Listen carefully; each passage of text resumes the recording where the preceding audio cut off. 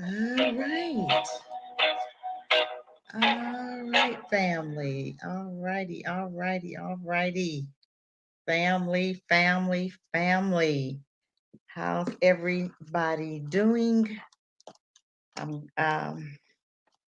glad everybody could tune in today. And if you didn't make the live, maybe you'll make it throughout the week. And I do appreciate all that do come during the week and check us out. I thank you for just having taken out your time because I know that you don't. Um, Blog Talk. Let me give you the number. I am doing a Blog Talk and a YouTube at the same time. So let me give you the title. And you know we are changing the changing of the gods, and it's on Blog Talk. On YouTube, it's going to be called Breonna Taylor Now What? And then the second half is going to be Stop Calling 911 because we are wasting so much time by wasting our time calling the police, and you know what they bring with them is death. So I don't understand why we keep calling them, but that's another topic for the second half of the hour.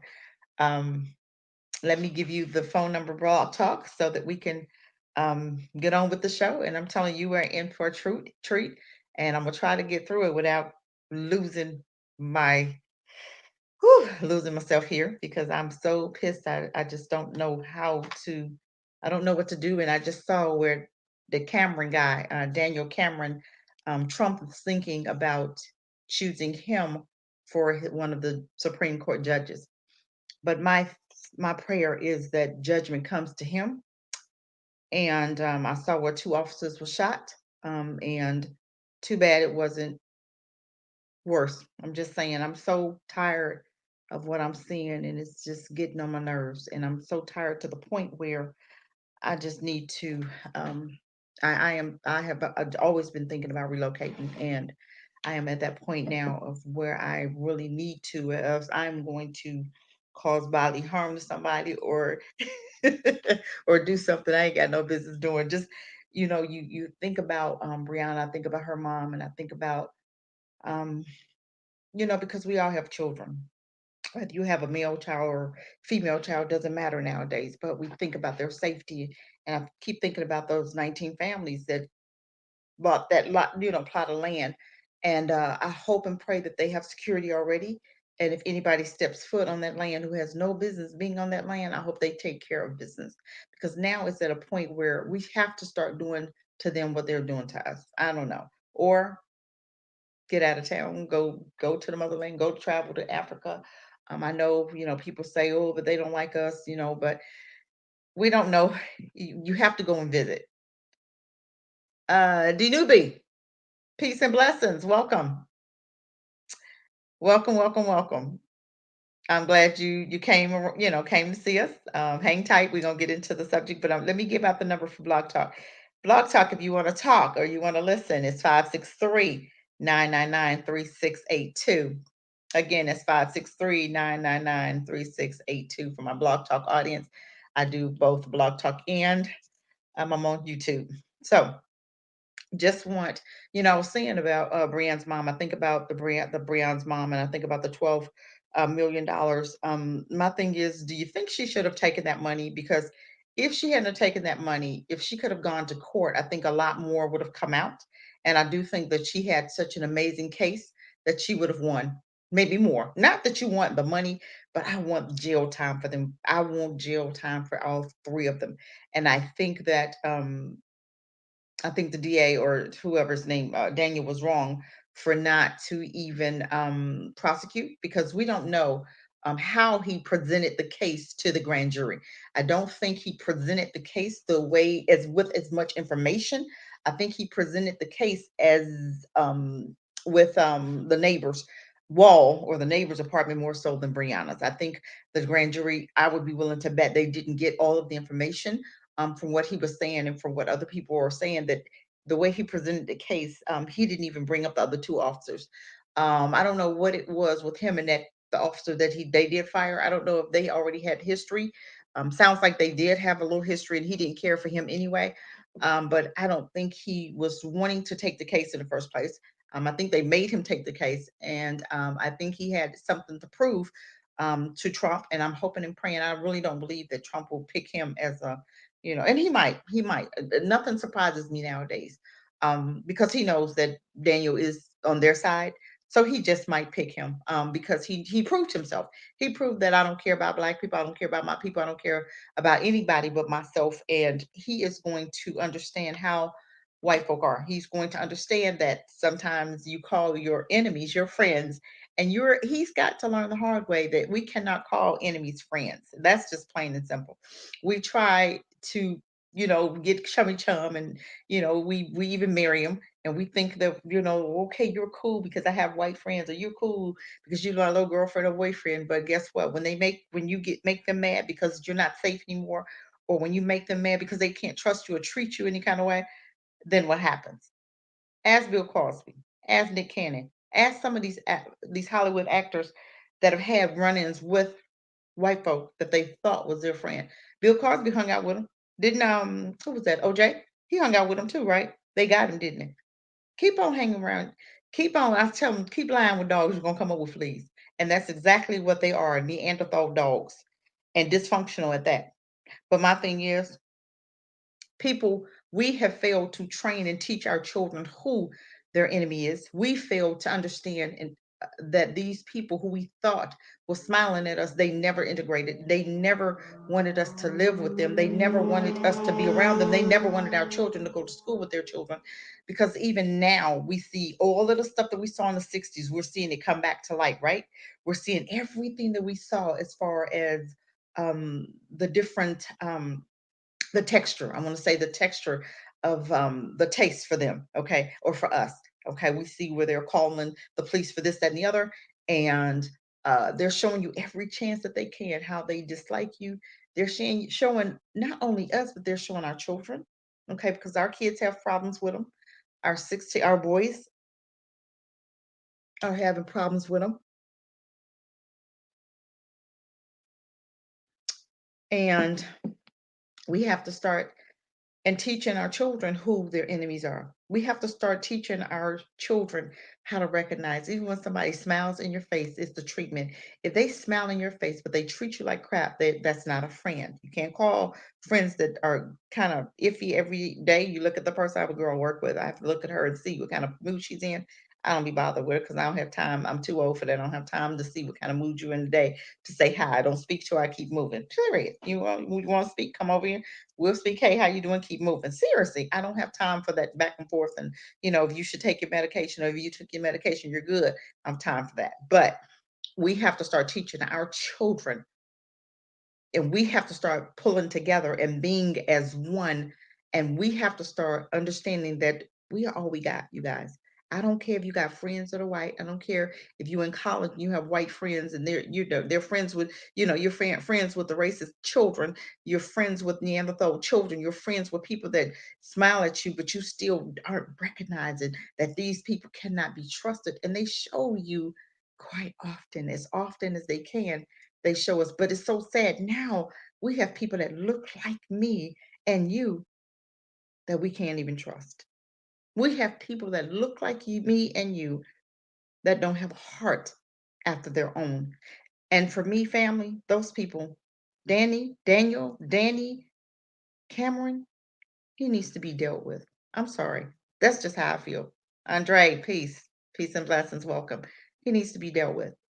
I don't feel that he did a complete job at all for Brianna. I don't think that he put all the stops in. I don't even think he brought up the two other young thugs that needed to also be charged. But my thing is, it's so sad because he sold us out. But a lot of these black leaders have, and that's the point.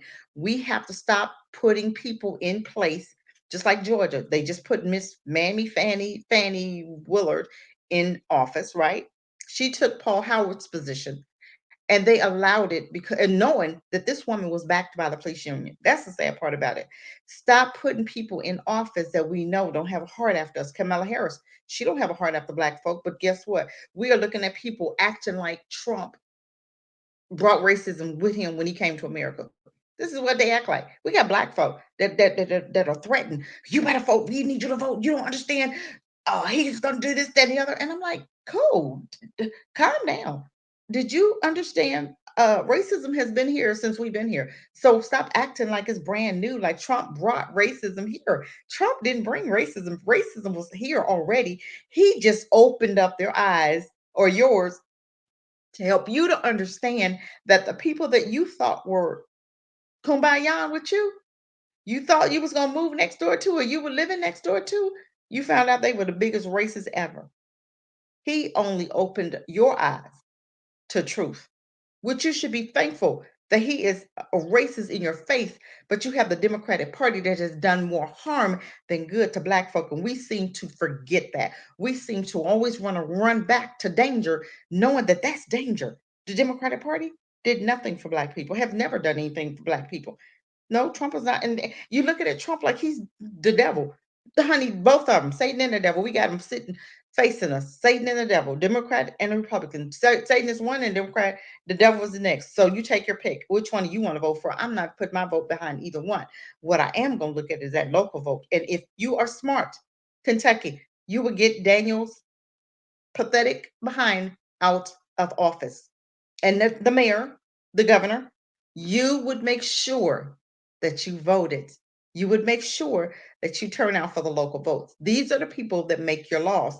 Stop looking at Trump. Trump don't make the laws. The Congress, those people, the local people, the Senate, they make your laws. So what are we doing? You're spending so much time federally, you're forgetting about the Black Caucus. All of them need to come out. Okay? All of them need to come out of office. So let's not forget to vote locally. You know what's coming up this year, right? After, I think it's in March. If I'm not mistaken, I have to look it up. But March, we need to start voting. Stop forgetting. I think we forget that part. You got judges in there that need to come out, mayors that need to come out. You got DAs. They need to come out of office. Stop sleeping on these people. We have Black Caucus that's been in office. Some of these people have been in office. John Lewis was in office since they whooped his behind on the bridge. He's been in office right since Martin Luther King died. He's been in office, and what did he do? What did he? Anything for black people? He had a black face. A whole lot of our leaders. They choose them, they give a position. Karen Bass was on Black Panthers. Did anybody know that? And she has the top position in the Black Caucus. And guess what? They quieted her. They got her sitting up there quietly. They're paying them. They pick the best. They pick the ones that are most outspoken, and they pay them, and then they quiet down. That's what they do. Haven't we recognized that? Why is it so hard for us to recognize black folk that look like us that don't have your back? Why is it so hard you still have people that are sold out for our Al Sharpton, that's still rocking with Al Sharpton, still rocking with Jesse Jackson, we're still rocking with James Lewis and Elijah Cummings. But these dudes sold us out a long time ago. It's called the boule. How come we're not recognizing who the boule was? This is why Marcus Garvey didn't work, because we had the boule, W.B. Du Bois that came up against him, right? And what happened? Set him up and they sent him back. We should have been gone. We could have been gone so long ago, but black folks so scared of Africa for what reason? Why are we fighting to stay in a land that's going to be destroyed? Why are we fighting to stay in a land that hates you? Why are we fighting to stay in a land when God might be trying to get your black behinds out of here? And we're continuously thinking that we're supposed to stay here because we built this land. Guess what? We built it. We can build Africa. We built this. We can build somewhere else. If we built it, like you said, why are we fighting? We can build somewhere else. It's not worth it. One of my girlfriends or a guy friend of mine said, "Oh, I want to go to Mississippi." I'm like, I'm not touching Mississippi. I'm not going down there. I'm not. I don't want to fight white supremacy. That's Alabama, Mississippi, Louisiana. I'm not going down there to fight white supremacy. I'm gonna take my behind to Africa. I'm gonna buy me some land. I'm gonna buy me some land, give me a couple condos, because I hear they got great deals. Certain spots, certain parts. You go and you get your land. You can rent them out for the diaspora that's coming. I'm gonna have some property, and I'm gonna still have my YouTube. So y'all want to come? Let me know. You can come on in there, rent them out to you. I'm just saying you have a place to go. And sometimes I do believe that he sends people before everybody else, because some of us have to set it up for the ones that's coming. You got people that'll be sitting right here because they friends with white folk and don't want to leave them because that's my best friend. Amy's my best friend. But ask Amy, and Amy got some other best friends, and you ain't even on that list of best friends, but you don't know you're not on that list because you too stupid to understand that Amy ain't studying you like you studying her. You'll do whatever you can. We got black folk that do whatever they can for Amy. And Amy, when it come to Amy and you, hmm, I guarantee you, Amy don't think of you the same way you think of Amy. I'm just saying, it is time for us to wake up. It is time for us to start teaching our children who and how to recognize. First, it's time for us to recognize who our enemy is. And that's the problem. We are not recognizing that most of our leaders have sold us out. And I'm going to say that, I'm going to say it, and I'm going to keep on saying it. Because right now, Mr. Cameron, I'm telling you, he is, and I'm telling you, I am, and this should be our prayer for judgment to fall on Daniel Cameron's head. Judgment to fall on those three police officers that didn't do their job. Judgment should fall on those three police officers that murdered that girl. They went inside of her house with a no-knock warrant. So you know Daniel lied when he said that they announced themselves. Kenneth say he didn't. Kenneth say he didn't. So my thing is, if they did, why did Kenneth get on the phone and dial 911? Why did he dial? Why did he get on the phone and dial 911? Tell me why. He dialed 911 and he asked for the police because he didn't know that the police was already at his door. And from my understanding, he was in the living room with the TV at the time. I think I'm because he was saying something about, if you hear his story, that he was in maybe the living room, maybe, or so. I don't know. I shouldn't say that. I'm not gonna say that. But if you heard them knock and they said that they identified themselves, why would you need a no knock warrant? And then why did he call 911 if in fact they identified themselves? That don't sound right somewhere. So somebody is lying somewhere. It just sounds so, and I'm gonna say that the police officers, Daniel is a liar. I'm gonna tell you what, that dude was lying through his teeth. I'm gonna tell you that devil right there. When you married to them white folk, which he is, he's married to Mrs. McConnell's granddaughter, right? So guess what? He sold you out. In order to marry her, he had to be safe for her. She had to trust him. She had to know that my family, you'll choose my family over yours. She had to know that she can trust him enough to do anything for her side of the family and not even think about his side of the family. Because I'm telling you, with that conversation, he probably talked about black folks so bad, he probably didn't even think twice about Breonna. He don't even care. But guess what? That dude gotta have babies. And trust and believe, you reaping and sowing. I'm telling you, sowing some bad seeds right now. When you sow those bad seeds, you're gonna have to reap those seeds, Daniel. And I hope and pray that, and I my prayer right now is that every race is KKK, and y'all say it with me. Every race is KKK. Every judge that traded their robes, their sheets for robes now, and they have the robes over their sheets. And every DA, black or white or indifferent, that's not watching out for their own, that has sold their own out. Every mayor and the governor, let the fire of Yah fall down on their head immediately. That was my prayer last night. When I saw those two officers, I felt nothing. When those two officers got shot, I didn't feel anything. I don't know what happened. I don't even care. That right there was judgment for me. That was judgment for Louisiana. That was judgment after Louisiana, for Kentucky. That was judgment that's much needed. And I'm gonna tell you what, God is not pleased. You are not gonna continue treating black folk the way you're treating us and making it, and you thinking it's okay. No, sins of the father is gonna visit you to the third and fourth generation. And I've had enough of it. It is time. It is time. It's time for us to start praying a different way, family.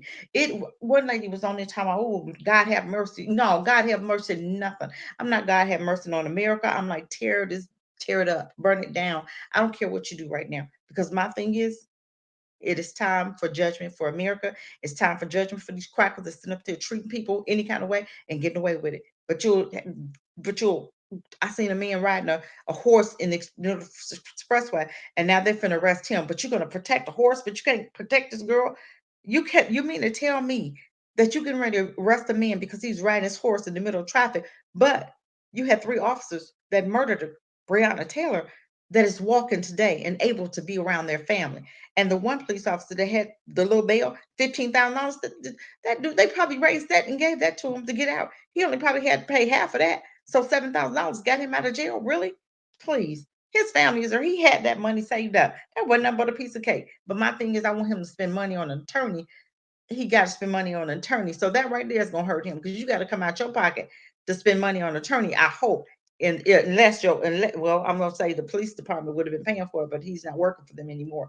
So for some reason, Daniel wanted to get that Brett's person. That's what I'm saying. It's for some reason he wanted to get that officer. But my thing is, we got to start, family. We have got to come together, because if we don't come together, we're not gonna win this. We have to. And better, and I'm gonna tell you what, the men like Daniel, Jesse Jackson, Al Sharpton, they all need to be dealt with. I don't care if you need to meet him in the back of his alley and justice. I'm serious. We've got to start doing something to our own that's selling us out. It's so, what do the KKK do to people, do to their own that sell them out? What do they do, family? Type it for me. What they do? They don't just sit there and just let them do. They will kill them. They will keep the gays, the Jews, the blacks, and any white person that goes against them to help a black person. They have taken care of them in the past, didn't they? So what's going on with black folk? We're gonna just sit here and see the Candaces, and we're gonna see the Joy Reids, and we're gonna see the Daniel Camerons do what they want to do and allow it? Come on, no. We're going to put them on notice. You will be dealt with. Period. It's time to deal with these people. It's time to deal with craziness, because they want to act crazy. We need to treat them crazy, because we've had enough of this. This is ridiculous. I'm sorry. I'm just this. I'm serious. We have been dealing with this Brianna case for what, since what, March, April, May, June, July, August, September, October, darn near 7 months, right, family? 6 months we've been dealing with this, right? Okay, and then you had the nerve to, then you had the nerve to slap us in the face today. That was a slap in the face. They went after the bullet that went in the neighbor's wall. Well, did you even mention Brianna? I don't even think. And it's almost like he gave the family. But I saw the setup when they gave the family the money, when they was boarding up the buildings, boarding up everything. I saw the writing, and I was like, God, I'm knowing, I'm seeing what I'm seeing, but I'm hoping and praying they're not gonna do it. I'm serious. I could just feel her mother's pain of my child. I could just feel her pain, as far as why my child, my black child, who bleeds, we feel, we love our children just like they love theirs. But our children can't get no justice, but a dog can, a horse can, but our children can't. Are you serious? Are we serious here? What is it going to take? I need to know, what is it going to take for us to get the same respect that we give them? What is it going to take? Because I've had enough. I don't know about y'all, but I've had enough. I'm serious. When I say I'm moving, I'm getting up out of here, because I won't hurt somebody right now. They never mentioned her. You are so right. They never mentioned her name. That's what I'm talking about. They mentioned three people's name, initials, right? But neither one was BT. Not one. So how do you think her mom feels? I'm gonna tell you what. That $12 million they gave me. Hmm. I know what I would do with some of that money. I'm just saying. Y'all read between the lines. I ain't gonna say a whole lot, but y'all know what I would do. I'm just saying. Sometimes you just gotta take matters in your own hands. I'm telling you. It's just they didn't even acknowledge her death. That's the part about it. They didn't punish the murderers that broke into that woman's apartment. Okay, by mistake. They said it was a mistake. Remember the one officer that he wrote the email? He literally admitted to what happened. Did he not? He admitted to it. He admitted to it. Everything that happened. So my thing is, they should have brought him up on charges, because he literally wrote an email. He was bad and bold enough to write an email talking about, well, we don't think that we did anything wrong. Oh, you did a whole lot wrong. You killed this girl and you don't even feel nothing for it. What kind of, I need to know what kind of people we dealing with. Seriously. What kind of people we dealing with? You could sit up here and murder this girl. You don't know if that girl had children. They don't know if she had her niece there, but I think her sister was living there, right? I'm so glad that her sister wasn't there at the same time. Because guess what? It could have been her and her sister dead. Then what was the mama gonna do? I'm telling this, I can't take this, you guys. I'm serious.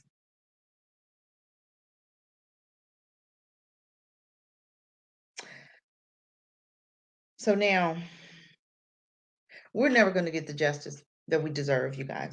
We have to come to that conclusion.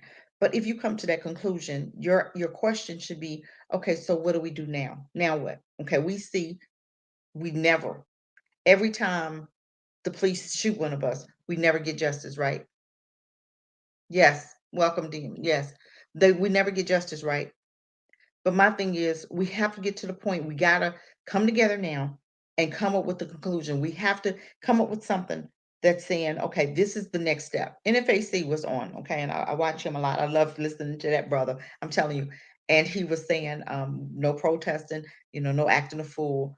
But I want now what my question is, he can be the spokesperson for the community. I do believe that he can be the spokesperson for us, because he has some great ideas. We may not like how he's doing it, but I do believe that if we go in blasting and acting a fool like I want to do, we would probably be in FEMA camps. I'm just saying. But I do believe that he is capable of being a leadership or a spokesperson for the Black community. I don't it just sickens me. I seen a funeral of one of the young men that died by the police. I think he was the one that they suffocated, okay? Al Sharpton preached his funeral, and it was disgusting. I couldn't even watch it. You are literally and I don't know, Pastor Tebow Omar, drives me bananas because he say he's woke, but he says some stuff out of his mouth that got me, you know how your dogs sit there and they kind of look at you sideways. Okay, that's how I'm looking at him. Like, do you really have Al Sharpton up there preaching this boy's funeral? Why? Al Sharpton has sold us out a long time ago, and I don't know why he don't understand that, but everybody knows that. Okay, but I think that we have to get to the point, and you have to understand this was even an insult on Black women. Okay, we have to understand that we've had. Um, like Sandra Bland. We've had like 4 or 5 Black women that have died recently. Well, not recently, because Sandra Bland was what, from like 15, but we had one that died like 2012 was the first one. And this young woman died, and no justice for none of the Black women. Even though you saw where Sandra Bland, they were saying that she was looked dead already before they took her into the jail, because it looked like she was dead when they brought her to the jail. But this dude got off, and like what, a year ago, two, maybe 6 months ago, they came up and they said, oh, he's going to be arrested because he found out he did something. But how many years ago? That was what, 15, 16, 17, 18, 19, like 4 or 5 years ago, and you just finding out that he did something? Come on. Why are we waiting so long before these people are taken care of? Why are we waiting so long before we could actually prove when DNA is, we are so advanced in medical stuff that you mean it takes what, 5 years? Just like when they came up with Freddie Gray and they said, "Oh, we're not going to do anything," but Freddie Gray had died like 5 years ago, 6 years ago, and now you just saying, "Oh, we're not going to prosecute." 5 years later, what the hell is going on? Who does that? What is going on? Why is it taking so long for them to come back with verdicts? These people are off about their merry little way. Just like I look at the white girl that died, that the police officer Muhammad shot her, right? By accident. And it was really an accident. But guess what? That boy got 12 years, 12 and a half years. Can you imagine his life in jail now? I can't even is he still alive? Because if they don't have him in protective custody, that dude is history. I'm just saying. He probably was been shanked and everything else because he was a police officer, and you know how they are, and you know they probably threw him in there without giving him any protection. You know that. They don't care. And I am so serious about this justice system. They gave that dude 12 years for an accident. But then when Botham Jean died, what they give Amber Geiger? They gave her 10 years, but she should have got a whole lot more because this dude was sitting at home in his house. So I'm looking at that and I think about Tatiana, okay, how she was sitting in her house. She was playing a game. How do you die just playing a game? How do you die sitting up eating a bowl of ice cream? How do you die laying in your bed? Eh, How do you die? This is blowing my mind, you guys. Is this not murder? How is this not murder? How is it not murder? You come to my house and I'm not doing anything. I've not done anything, and you kill me in my house and you get off. You don't even face any charges, knowing that you screwed up. So you get to kill people for free. Oh man, I'm just really having a hard time with this, you guys.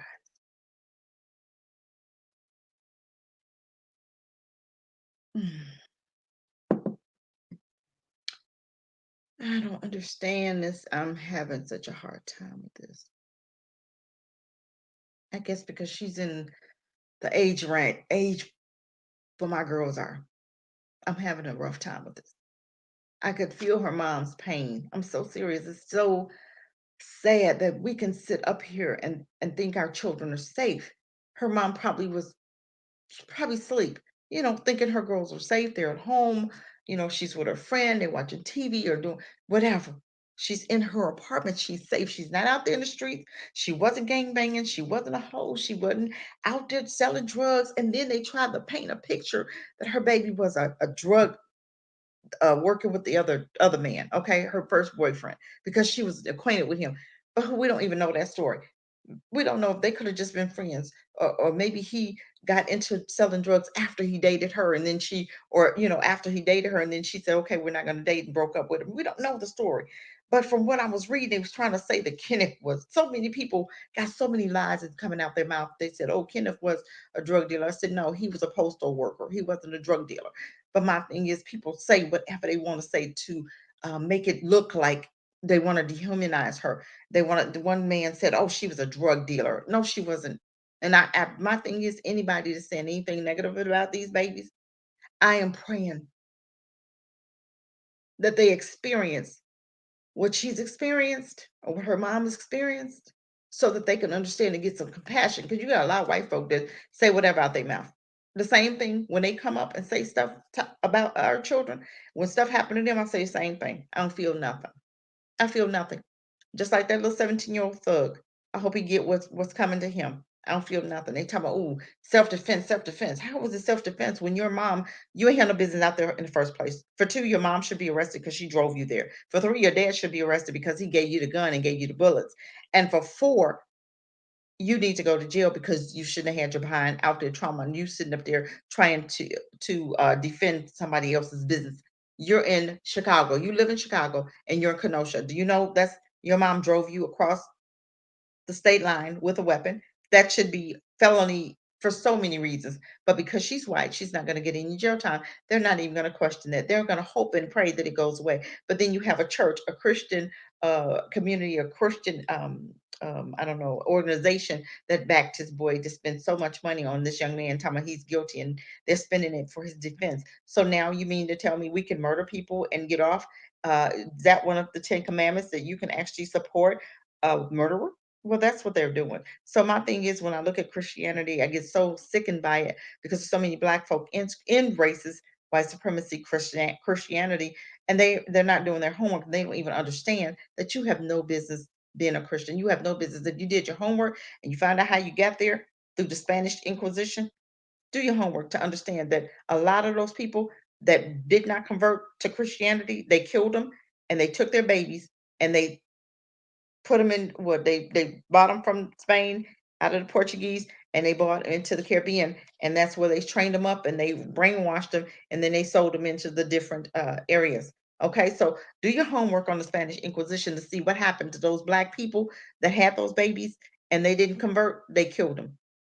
So that's what Christianity did to us. And that's something. You have Christian folk that said, I love Jesus, that was killing people and murdering because they would not convert to their religion.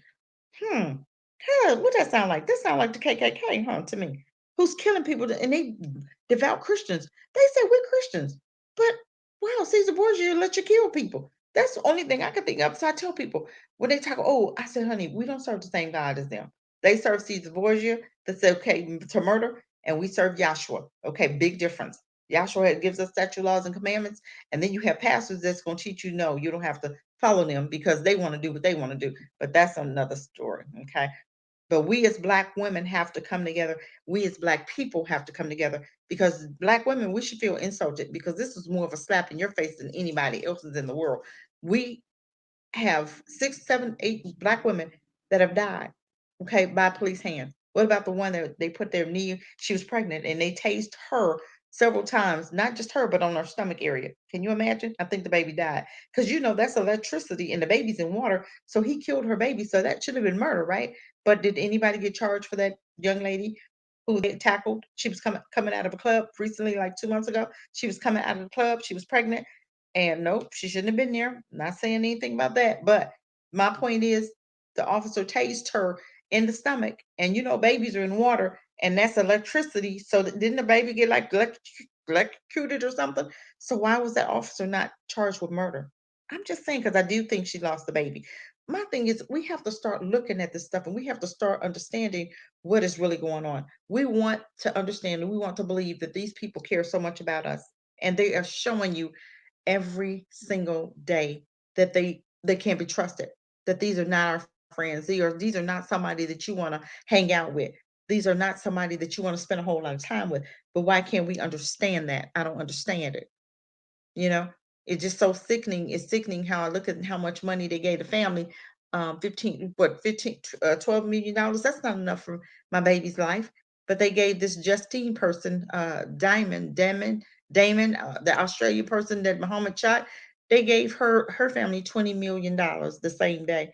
And how many people are still waiting for settlements from the police officers? But I think you should be suing the police officers and their insurance, and them personally, instead of the city. The city came off for $12 million. That was ridiculous, and I believe they came off with so much money because they had such a great deal. And I'm gonna blame her attorneys for telling her to take that money because I know she was looking at the attorney and probably didn't want to take it because then they probably told, well, if you don't take that, then you might not get anything because they are offering you something, you better take it. And that's why she took it. But I'm gonna tell you what, I would have wanted to bring that dude up on charges. And I think through that trial, more information would have come up, and possibly then they would have arrested the other two officers or something. But I know this Brett had problems in the past. He's had a lot of issues with the police department, and most of them have. I think 18 months before Breonna's case, they went into another house, another black couple. They went into their house and had the wrong address on it, also. So they're not telling you all of that. All of that came out, but they're not saying all of that. But my thing is, we have to know, family, that it is time for a change. When I say now what, I mean now what. Are we willing to stay here knowing that we are dying every day? It's not every, it used to be back in what, every other, it was used to be what, 6 months. We used to have once a year, 6 months. Now it's every day. Okay. My prayer and your prayer is for you to keep Israel covered because that's who we are, and every race soldier, that we've called judgment down on their heads now. We are, our prayer every day, family, everybody, is that the judgment of Yah falls on every KKK in blue, every judge wearing a KKK suit who is now wearing a robe, every mayor and the governor that is KKK and does not have a heart after black people, that they, judgment comes on them, and not just them, but their children to the third and the fourth generation, because that's his word say. Okay. So we have to start understanding what the word say and declaring some things. And right now, my prayer is, if you look at my Facebook page, you'll see what my prayer is. My prayer is that judgment falls. And I'm telling you, I was last night when I heard about them two officers, I was thanking God, Lord, I thank you for judgment falling on them. I thank you for judgment. I thank you for judgment. And that is my prayer. And I'm gonna continually praying for Daniel Cameron, that judgment will come to him also. Judgment has to come to every racist KKK police officer that murdered an unarmed black male or female, that judgment will come to them and their families now. That is my prayer. Um, Somebody was saying something about we need new laws. You have to understand, you guys, we are not considered citizens. Okay. Look that up. I think I did a story on this before. They still don't consider us as citizens of the United States. Okay. So you can change laws all you want. We still have laws on the book, and they put laws on the book all the time, but they still have their separate laws that they're always going to go by. Because I remember it was slave law, and what the slave law said, and I should pull it up, if I can, that if you murder a slave, which they consider us still slaves, they still consider us property. Um, that if you murder a slave while disciplining them, that you can't be brought up on a felony. Is that what's going on now? Look into that. It's a Virginia law that if you murder, because so many white women were murdering the babies, the children of their husbands, that they were having babies while the slave girls, they put that in law because so many of the women was dying. I mean, was killing those babies, and they wanted to protect the white women that was mad because a black woman looked better, or your husband, your nasty, disgusting, uh, racist husband wanted our black skin and didn't want yours. I'm just saying. He desired our black skin over your disgusting Neanderthal skin, and you got jealous and mad because he didn't want you. And then you started saying, calling rape, talking about our men was raping you when it was in fact your nasty, disgusting Neanderthal men that was raping us. Okay, so we never was able to call rape, but you did, and nobody was raping you. Nobody. Nobody wanted you. Nobody wanted you to rape you. Even though we were slaves, them men were still okay. They were still wanting our little black juicy meat. I'm just saying. But my thing is, we have to understand at what time frame it is. It's time to go. This is almost like it's Yah calling us out, and we won't come out. So he said, "Okay, I'm gonna let them keep killing you until you decide to leave." And I do believe that. I do believe. Help me out if I'm wrong, you guys. I do believe that that's what's going on, that we should be totally separated.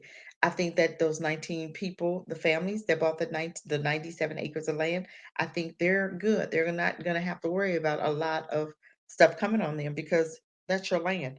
Okay. You have to, run for mayor. You have to get a city council. You have to make it into a city. And I did a show on that, how to make a city. How do you develop a city? Okay. I did a show on that. But, excuse me, y'all. I don't know why I don't know why I'm yawning. But we have to understand, excuse me, you have to understand the laws and the bylaws. And I hope that they have an attorney that's hooked up with them, that can help them to actually help them to produce or make that or build that city. Okay. I heard somebody talk about police training. I'm like, no, they're doing what they were trained to do. And they were, police officers were the KKK, remember? They doing what they were trained to do. They still see us as slaves. Y'all don't understand it. I keep telling you guys that. I keep telling my friends that. They go, no, cats. I said, okay, a lot of them slave laws are still on the books. They're still doing it. They're still operating like we're slaves. And you guys don't want to believe it because you think you're free. What did Harriet Tubman say? I could have freed more, but they didn't know they were slaves. Her own sister, she went for her own sister, and her own sister wouldn't leave because I think her children, and then her sister died in that house. And what happened? She went back for the daughter and got the daughter out. I don't know if she got the son, but I know she got the daughter out because the sister had a daughter and a son. I don't know if the son got out, but I know the daughter did. Okay. But my thing is, that woman said, I'm not her. I guess they had her kids separated. She was in one spot and her kids were in another spot. And the lady said, well, come on, I'll come back for your kids. She said, I can't leave my kids. She said, I can't leave them, which I probably would have said the same thing. Um, but she said, I could have freed more, but they didn't know they were slaves. Even now, we don't know that we're still slaves. We think we're free. We think that we're so free that we are calling our enemies friends, and we're mirroring our enemies, and we think we're doing something. That's not that's not what we're supposed to be doing. And truth be known, we're we're helping them out in our demise because what they're trying to do is whiten us out. So what do? We marry them because they know that they can't have babies. They know that they can't replenish. They know this. They know that their men have low birth sperm rate and birth rates and stuff. So we're helping them. We're creating more of them to kill us. Are you serious? That sounds sick. That we are helping our enemies to survive. Does that make sense? This is showing you how sick Black people are. And it's so sad because right now we have so much control. Do you remember what we did with Nike? Do you remember what we did with Popeyes? Do you know? Did you see how much money Popeyes made from us? Did you see how much money Nike made from us when Kaepernick, what's that boy name? Kaepernick? I don't know his name. I'm sorry, Kaepernick. Y'all know who I'm saying, talking about. When he knelt, that was the first dude that knelt. Okay, it was other people that knelt with him. Okay, but they were Black men. I don't know if Kaepernick is Black or not. I think he's kind of past, and I don't know if he's Black or not, but whatever. He did kneel. Did you see how much money we backed Nike with? Are we getting and are we understanding that we have so much power? The only reason why they wanted to call themselves integrating with us family was because they saw how great and how wonderful we were doing in Black Wall Street, how great we was doing in creating our own cities. They saw what we was doing and they was like, we got to get over there, get with them. We thought we wanted to, they want to be separate, but they want our money. We can snatch this money and we can hold our money. And I mean, for the next 6 months, if we hold our money, Christmas is coming up. Don't spend a dime. And I mean, if you got to go in there and make your baby a doll out of a piece of paper or make one of them rag dolls, to get them back to the 1900s when they made rag dolls. I don't care what you got to do. We have got to do something. If we don't hold our money, we're not going to make it. We have to hold our money. Okay, he is okay. He mixed black. Okay, well, he looked white like he passing to me, but he did have other guys that knelt with him. Remember, he had other guys that knelt with him. But guess what? They never put the light on them. I don't even know if they're working again. Okay, um, we have to understand the power that we as Black folks possess, family.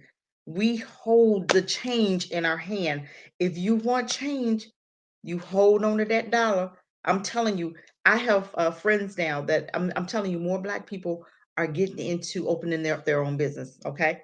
And there is I think Boyce Watkins has the blackbusiness.com. He has a website that's showing us different Black businesses. Okay. If we start to just support our own, and you have different people that are in their own business that we can support our own. Okay. We can change the situation. It's up to us. Let us be the change that you want to see. If you want to see the police officers stop murdering you, you got to do something besides marching. Stop marching. Come from those streets. Come on. Hold your money. Say it's okay. Go ahead. You'll keep killing us, but guess what? We're not gonna spend a dime with you. Popeyes. Go cook your own chicken. The corner, the store at the corner that you know, mom and pa that bake the chicken and can cook chicken. Where my caterers at? I need y'all to set up and I need y'all to start doing some chicken dinners so that we don't have to go to Popeyes. We don't have to go to what's the other Bojangles. We don't have to go to Kentucky Fried. Get your recipes. Come on, Black folk. We know how to cook. We can start setting up businesses in our own home and put it on your Facebook page. I now have a business at in Georgia. I now have a business in Kentucky. I now have a chicken business in whatever, so that we can patronize you. We don't have to go to Kentucky. We don't have to go to Popeyes. We don't have to go to McDonald's. I can make me some hamburgers. I can make some potato salad. I can sell potato salad dinners and hamburgers. I'm just saying, we don't need to go to white folk for what we need. We have Black folk in our communities that can cook, and our food is wonderful. So this is what we start doing. You start cooking them meals. You can come off your job within 6 months. I guarantee you. You put on there. Yes, they did. Yes, he did. He sure did. He sure did. But now guess what? If we could do make millions for him, we can make millions. We can make if we made millions for him, we can make billions for ourselves. Okay. Because if we cooked for him, we can cook our own and we can support our own. And until we do this, we can whine, we can cuss, and we can fight. If we're not willing to do something, this right here should have been the last straw. And it was the last straw for me. I don't know about for you. This right here was the last straw. I can't take no more. I cannot do it anymore, you guys. This should have been the last straw for Black folk for us to get up and say, look, we are not going to allow this ever again. We are not going to continue allowing Daniel Cameron or anybody else to hold another public office. And if we vote locally and we start running for some of these offices, you can run for office. You can run for office, city council, and we back you financially. Yes, you say your mom was the bomb, huh? With that with chicken. Well, guess what? Your sisters can cook. Why can't they start their own catering service? Why can't we start selling little dinners and stuff? I have a goddaughter. Okay, she can cook. My thing is, I've been trying to tell her, go ahead and start your catering business. Start selling little dinners on Fridays. I work. I could take her little menus to work, and she would make a killing because sometimes Black folk we don't have time to eat, but we'll buy dinner and you can bring it up there and you can give it out that way. I'm just saying, it's certain things that we can do if we want this to stop. and we can hold our money. If you need different items, put your items on Facebook. That marketing, that's what it's for. It's time for us to do something, you guys. Put your area, put your city, and my daughter sells smoothies. Why not? If you want a smoothie, if you in a certain area, she's selling them smoothies like it ain't like it's a piece of gold. I'm just saying, it's things that we can do. It's things that we can do, you guys. We don't have to borrow. We don't have to beg them. We don't have to continue shopping with them. But guess what? If you don't do nothing, guess what? Somebody else gonna die. Who's the next? Who's next? Who's next, family? Because you know we're not tired yet. We ain't tired yet. It's time for us to leave, you guys. They will never give us justice. They will never give us justice. Don't we understand that? We keep acting surprised when they kill us. You keep acting surprised.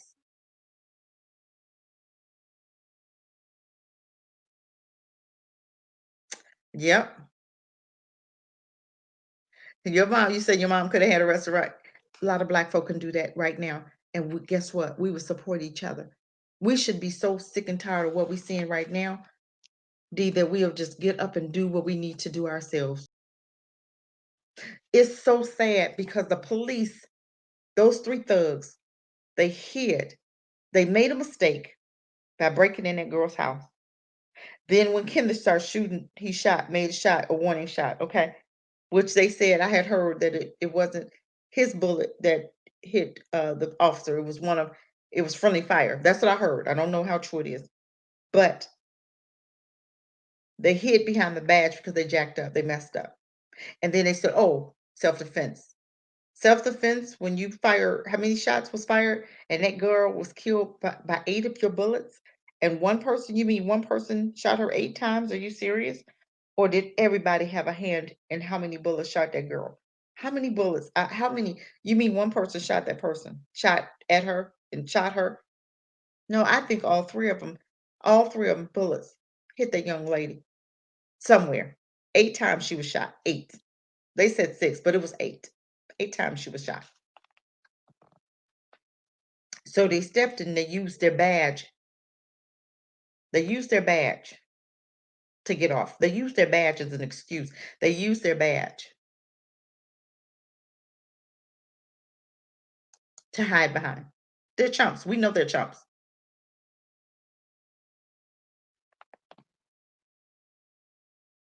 But I'm gonna tell you what, if we don't do something, it's gonna happen again. We can migrate, we can leave here. 20 rounds, but guess what? 8 rounds hit her. So you mean to tell me out of those 20 rounds, one person shot her 8 times? However many bullets went in that girl, and you're not gonna tell me that all 3 of them, 1 bullet didn't hit her body somewhere. 8. Okay, it might have been one person that, but I think they don't even know. They didn't know who else was in that house. That's the greatest part about it, that her sister wasn't there. Okay. But I call it, I was talking to my girlfriend about, I said, I'm ready to buy, I want to leave. I want to go visit Africa. And, her and I were talking. And then this is my really great friend. She's so honest with me. She goes, well, Cassie, Africans are like you. I said, you don't know that. I said, I know what we were told. I said, but I have to go and see for myself. I have friends that are Africans. I'm on African Tigers. I'm on her page. I've been on her page before talking, and a lot of African people are on her page. And I do think she's an amazing person. And you guys, and people say, but you're running. I said, and then they say, well, we built this country. I said, but remember how back in the South and North when everything was so bad in the South and no jobs, what did they do? They migrated up to the North, right? So that's what I call it. I call it a migration. I don't call it I'm not running. I'm running. Well, you know what? I am running. I'm running to peace. I'm running to save my life. I'm running to save my children's life because if I go, my kids will go. It's almost like my granddaughter will follow. And I know that my granddaughter, this world is here. She'll have to have babies. And I want her to be safe. I want her kids to be safe. I want her to start over somewhere peaceful. I don't see police brutality there. I'm sure, I see the Chinese, but guess what? I don't see Chinese killing Africans. I don't see them murdering Africans. I don't see them, I don't see the police officers shooting unarmed Africans. I don't see them beating Africans half to death. I don't see the Chinese. I'm just saying, I need some peace right now, you guys. I don't care what you may say, oh, you running and you built this land. I don't, yeah, I might have, I didn't build it, but my grandparents, great greats did. But guess what? I think if I was a great great and my daughter was in as much danger as black people are in now, I would tell her I would be mad if she didn't leave. I would be mad if she didn't fight for her life. I would be mad if she didn't run what I'm saying. And when I say fight for your life, I mean fight for your life in another country. Make that great exodus. That's what I mean. I don't know why black people are still staying here to take what we're taking. You can get your passports now. Passports are $100, $150. You can get your passport. I do have mine. I am going to apply for my visa. I think you have a visa and I want to go to Tanzania. That's just where I want to go. That's the start. But I want to visit every place in Africa because I know people have said some very bad things about Africa, but I've seen pictures and Africa is beautiful. I have friends in Africa. I have friends that live here. They come from Africa, and I have a Sudan guy that I work with. Him and I are very close. I don't let anybody mess with him. You know, that's my buddy right there. But I do believe in the great exodus, and I do believe that sometime this could be, and you guys help me out here. This could be what God wants us to do is to get out of Dodge. Um, Yes, I'm tired. I don't know about you guys. I need a break. I need peace. I think that some people can get over in Africa and get your food truck. What about that little 19-year-old that she moved to Africa and she has a food truck? You guys can sell chicken. You guys can sell like American cuisine or something. You guys can, I'm not talking about no chitlins. I ain't talking about that. I'm talking about maybe some chicken and potato salad, whatever your specialty is, or you can have you can sell just smoothies. You can open up a club. And they said it costs nothing to go over there and open up you like a coffee club. Like for people to come there and meet. Like your Africans and your African Americans to come to meet each other. Who not? Why not open up something a meet and greet place? Why not? And you sell coffee, and D, you can sell your smoothies there. I'm just saying. You can sell your smoothies. You know how your mom cooked, you and your sister. You guys can open up a little club there. Like I said, a meet and greet place. I'm trying to read the comments, so that's why I'm stopping and I'm looking. But yeah, I've had enough. I cannot take any more of this. And people say, but you're running. I don't care. I'm running for freedom. I'm running for peace. I'm running because right now I'm so mad and I'm so frustrated. And I'm just like, I'm tired of being angry. I'm tired of crying. I'm tired of wanting to cry. I'm tired of thinking about, man, I don't like this. It's not feeling too good. But I know we're his chosen, but it don't feel like it right now because I'm mad. I'm angry right now. Um, and Africa is our land anyway, you guys. That's where we're from. That's why they won't consider us citizens here because it's not our home. Africa is where we're from. Africa is where we're supposed to be. So I think Black people have to get in our heads that times are changing and it's time to go back to where we came from. Like they said, go back to Africa. Yes, I'm willing to. And the next time they tell you that, tell them to give you a ticket so you can go. And you'll be more than happy to go. And this is what you need to tell them.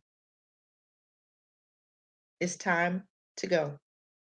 This is not your land. You are fighting for a corner like a drug dealer, and the corner does not belong to him, but he dies for that corner.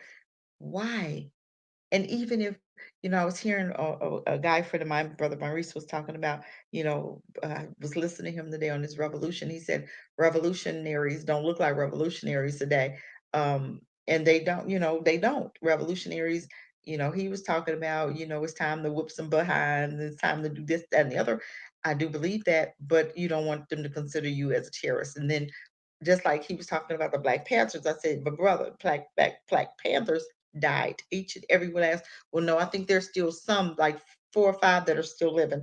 But you have one that's been in jail for, oh God, since forever for some trumped up charges that he didn't do. Okay. And then you have Shabazz, who's, gone in Cuba. And then you have a couple more that's still around. I think one just died recently, but you have maybe 4 or 5 members that are still living, but they're not living the life. They were deemed as terrorists, even though the police are harassing them and coming against them, but they were trying to fight the police back and became on the terrorist list. I don't want to deal with that. I want to be out of here. I don't want to have to, I don't want to deal with that. I want to be gone. I don't want to move to Mississippi. I don't want to move to Alabama. I don't want to move in the South nowhere because somebody was saying, hey, we can all get together and buy some land in the South. I don't want to go to South. I want out. I don't want to buy no, just like I was reading today where that guy in Iowa that was burned and they had the nerves to say it wasn't racially motivated. Let me tell you something, black folk, it was racially motivated. Rather than crackers tell you it was racially motivated or not, we don't need them to tell us what we already see. We don't need them to tell us what we already know. We don't need them to tell us that people hanging from trees had nothing to do. They died. They hung themselves. It was suicide. You a dang on lie, and you know you're a dang on lie. And we don't need them to tell us that it was a murder. It was a murder. So rather they tell you or not, and they don't want to tell you because they know what's gonna happen if you find out that they hanging niggas on trees now, and that's exactly what they doing. So you guys need to stop believing the hype. And when you see black folk hanging on trees, I don't know how to fix. But D, do you know how to tie a noose? I don't know how to tie a noose. I don't know a black person on earth that knows how to tie a noose. My thing is, I don't know any black folk that I don't know any black folk that can tie a noose. So when you tell me that it's suicide, we don't kill ourselves. We don't hang ourselves, especially. So you mean to tell me, just like that McKinley boy, they found his mama found him hanging in the backyard on a tree. Are you freaking kidding me? I'd have lost it. I would have tore that city up. Everybody I thought was involved. I'm just gonna leave it at that. See, this is the problem with black folk. Y'all sitting up there allowing this crazy mess. Y'all keep not doing nothing. Oh, kumbaya. Oh, I'm a kumbaya after I take care of business. I'm just saying, I'm not one of them parents. I'm like a lioness. I will rip your head off from your body. You mess with mine. I'm just saying, we have to stop being so, well, Lord gonna take it. Lord, he gonna make a way.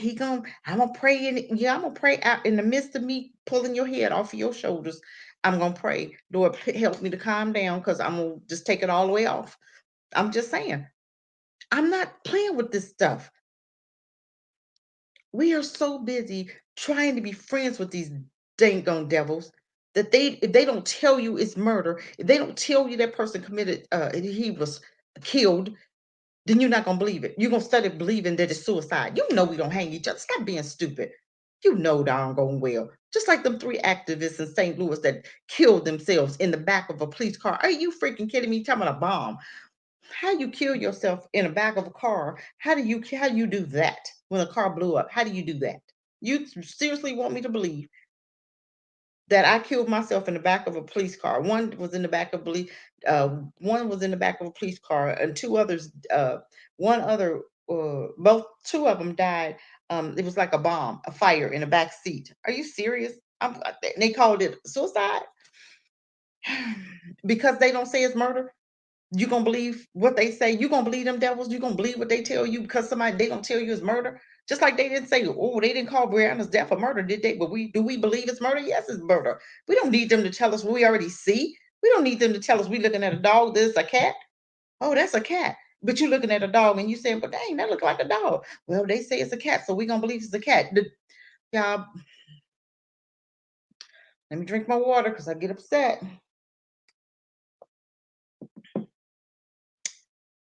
We don't need white folk to tell us nothing that we see in our freaking face. The man in Iowa was in a freaking ditch. 4 white men burned his body. And they told us it had nothing to do with race. What the hell are you talking about? What did that have to do with then? Tell me what it had to do with. Why? 4 white men, why they couldn't pick somebody white to burn in a ditch? Tell me that. Why did they pick him? So I'm supposed to believe it because you said so, because it came out of your white mouth. I'm supposed to believe what you say.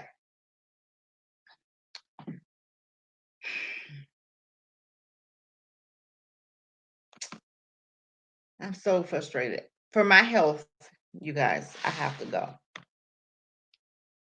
When I make my trip, I'm gonna take y'all with me because I'm gonna do videos the whole trip. There, the land, everything. I'm gonna have you guys with me, and I'm gonna hope that you guys that I can encourage some people that want to come. I hope I can encourage people by them seeing me do the whole from here to there, the steps.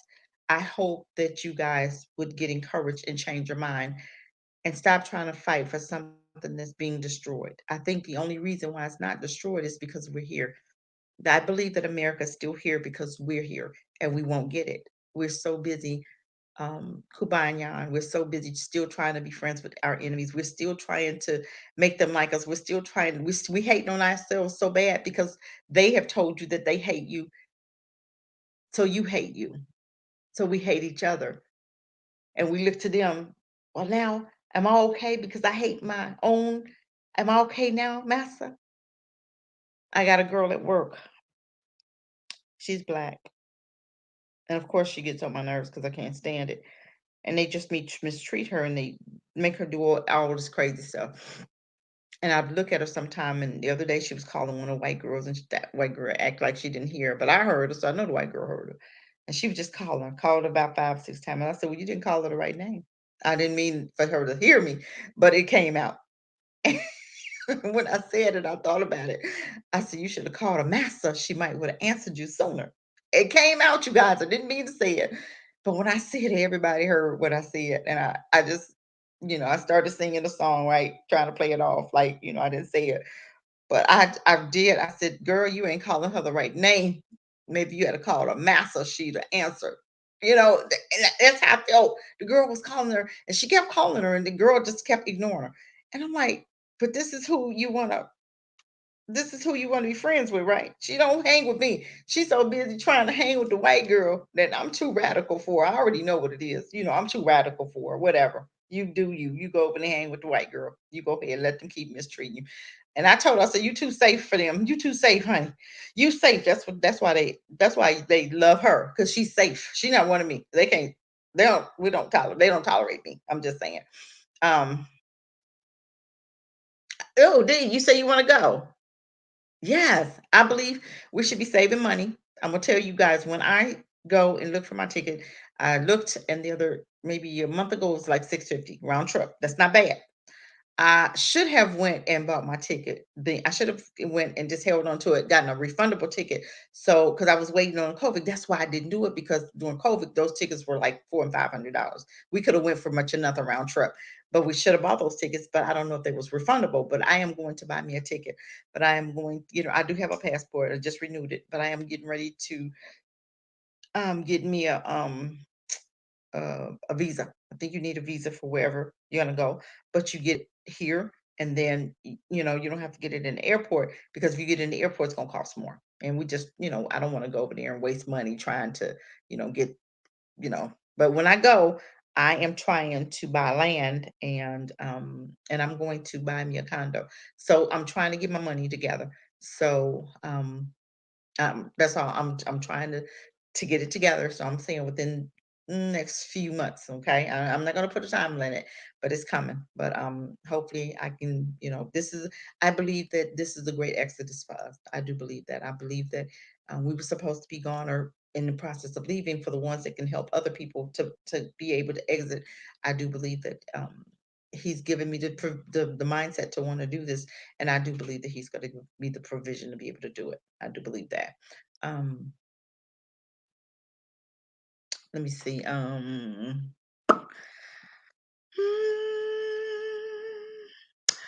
You know what, you guys? I do believe in total separation. I think this is the only way. I don't see any other way of us doing it. So the ones that's going to stay here, I do believe that you need to find some land or find some like-minded people, just like um, that 19-year-old girl, I'm sorry, the family members, I believe that they had a realtor.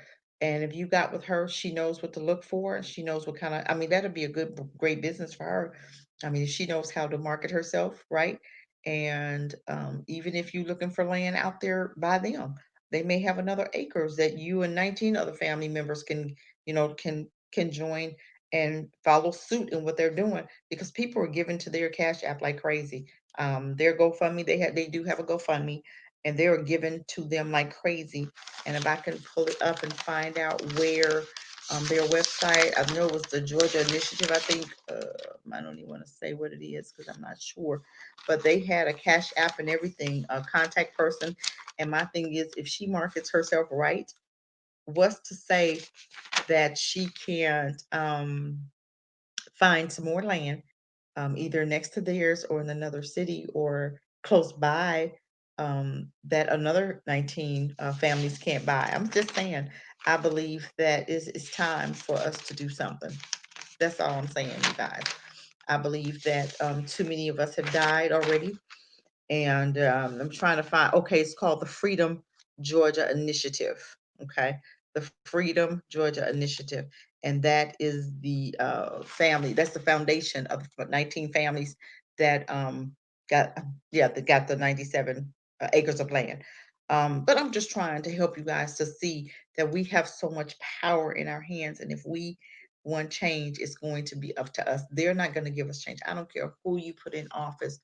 I don't care, family. If they're not black first, and there's a difference. I told you that there are two main types of black people, and it's one that has a heart for you, which is black first, and nobody else matters, but they're their own people first, and then you have the ones like Cameron, Daniel Cameron, that date white women and date and they hang out with more. You go up on his page, you see more white folk than you do black folk. You don't see hardly no black people. You don't see maybe you might see one.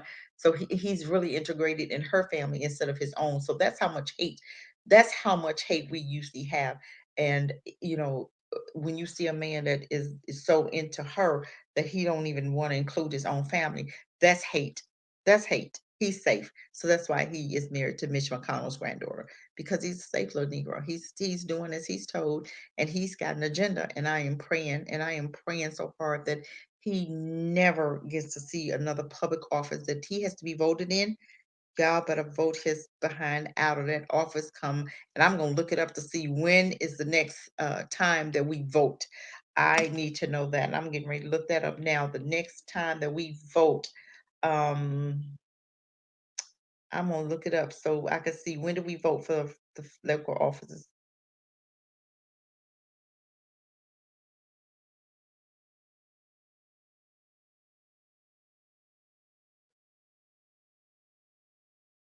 I'm just trying to see when do we vote. 2020 June. Mm,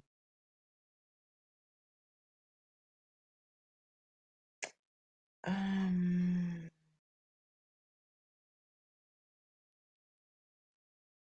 state. I'm just trying to see when, because I know it's every 2 years. So I know no election.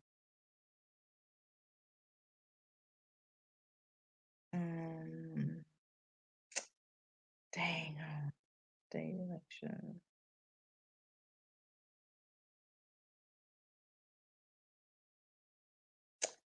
Um, do we vote? Let's see. Um,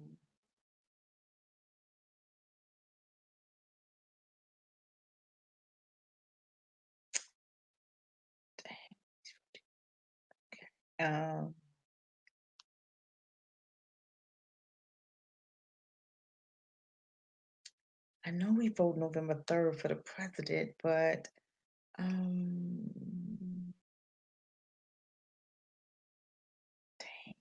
they're saying electric in November 3rd. I don't know if that's right or not. I know uh, in 2020, let's see. They're saying how many houses, how many seats were up for election in 2020. How often do seats in the House representatives come up to vote? How many have? Um, is Mitch McConnell incumbent? Has been a senator majority since 2015 and senator from Kentucky since 85, is running for reelection on the seventh term in office. Okay, you guys, Mitch McConnell's turn is coming up. You guys need to get him up out of that seat. I'm gonna press on here to see. Um,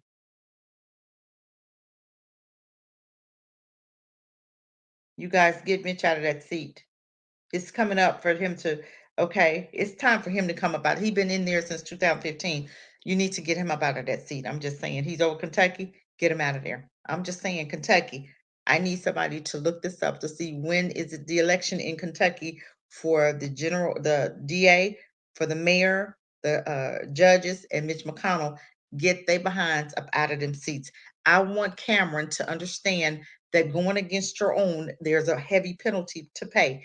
We gotta start doing this, family, because we're not doing this for ourselves. We're not standing up for ourselves, and we just allowing them to come and do anything to us. When you can treat people like that, they continue on. They continue just keep on, don't they? We have to start. We have to start fighting this. We have to start fighting back. We can't just sit here. We have so much control. For the ones that's gonna stay here, you've got to make this thing work for you. My thing is, I'm gonna help you, but I'm out. I'm serious. I can't do this.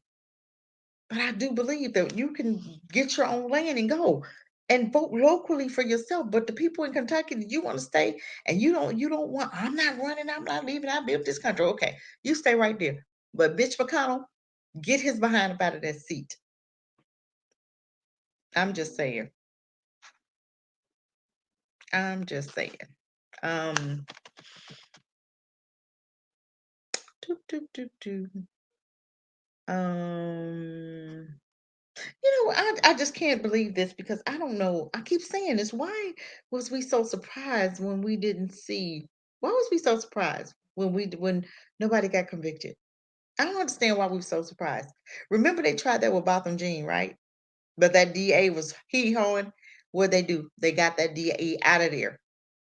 Remember in Texas, she was a woman and she was backed by the police. I never forget. And I don't believe that they would have I don't believe that she would have been. I don't believe Anne McGeiger would have been arrested, nor do I believe that she would have had jail time if that DA was in there. They got her out. They got her out quick, and the man came in. But my thing is that attorney that was over the case that appointed that judge, whoever appointed that judge, they appointed a judge that was backed by the police. Yes, she was black. Yes, she looked like us, but she wasn't for us. I keep telling you, all skin folk don't and I kinfolk, okay? Just because you look like me, I got to hear what's coming out of your mouth. I got to see who your friends are. Because I go up on people's Facebook page and they want to, they want to join my page. If you got a whole lot of white folk around you, no, you're not. Because my page, you're not ready for my page. And I tell them you ain't ready for my page. Because my Facebook page is no joke. Okay. You're gonna learn some history on that Facebook page. It ain't for weak black folk. And it's definitely not for white folk. I have another page for them. It's called Hard Truths. And if they ask to join that one, I join them up and I hit them hard with the truth. I hit them hard, baby. I hit them hard. Yes, I do. That page is strictly for white folk. I'm just saying. Hard truths, HARD, truths, 12 at gmail.com. That one is that page right there ain't no joke. And I be hitting them with all I got.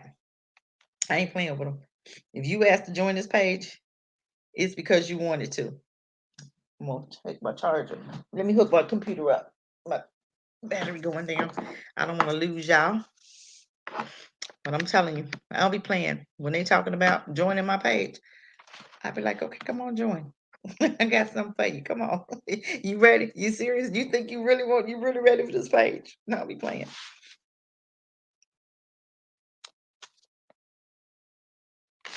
I'm just trying to see. Man, I didn't want to miss no points.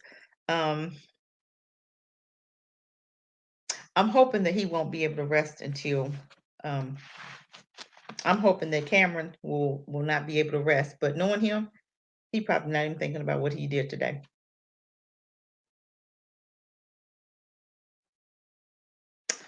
Um, was she flushing drugs? Okay, SIL, who are you? You trying to be funny, huh? I don't think she was flushing drugs, but I hope you're not a troll. But if you are, welcome.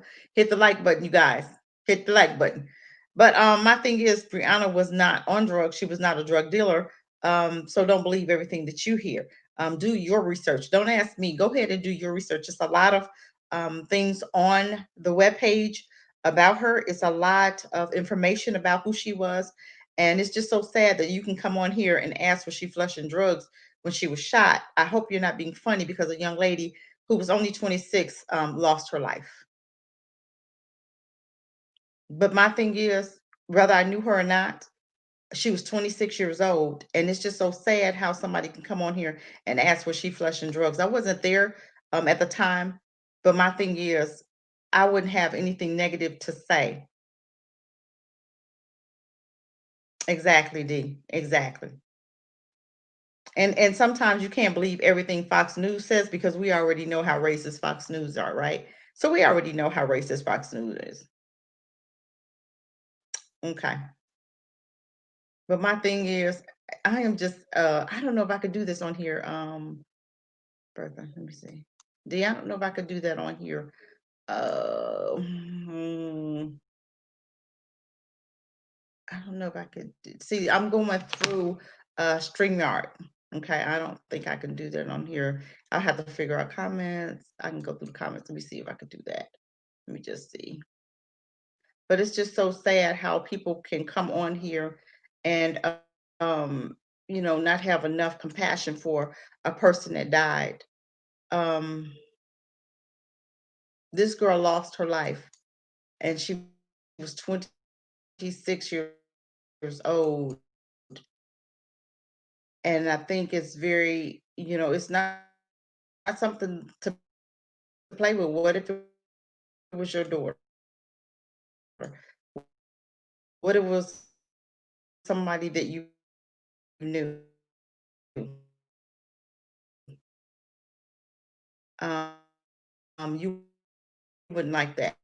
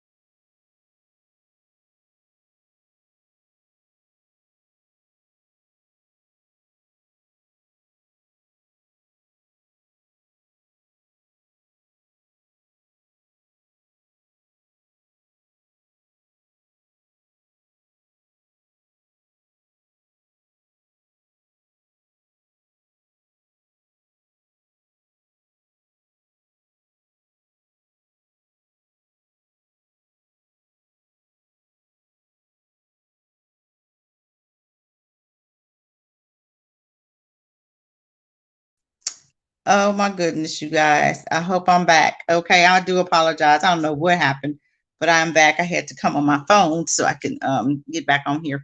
But yeah, I was talking about calling 911, and I hope we have gotten to the place that we know that over time that the 911 is not somebody we want to call. Okay, because every time we seem to call 911, we end up dying. Okay. Um,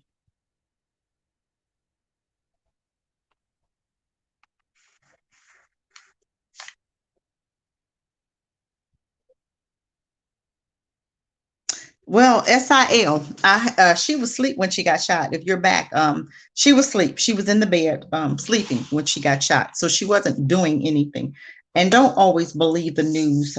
Believe something that you hear on the news.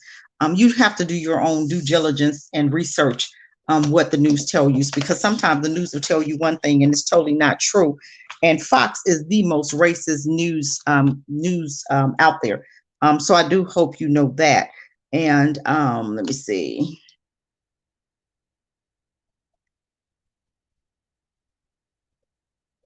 What was the moment? I think you just being crazy. Talking about what was she doing the moment of impact? You just a fool. You just ain't got no sense. And you ain't no, you're not either you're a coon or you somebody white that don't have a whole lot of sense.